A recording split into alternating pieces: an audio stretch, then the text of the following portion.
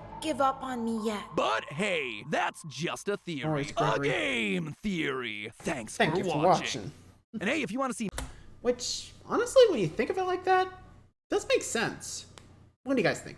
Agree? Disagree? Let me know. For now, that's going to be it for me. Honestly, I could definitely see that, but we're going to have to wait for Ruin to come out, and who knows, maybe we'll be right. Well then, thanks for watching, everybody. See ya!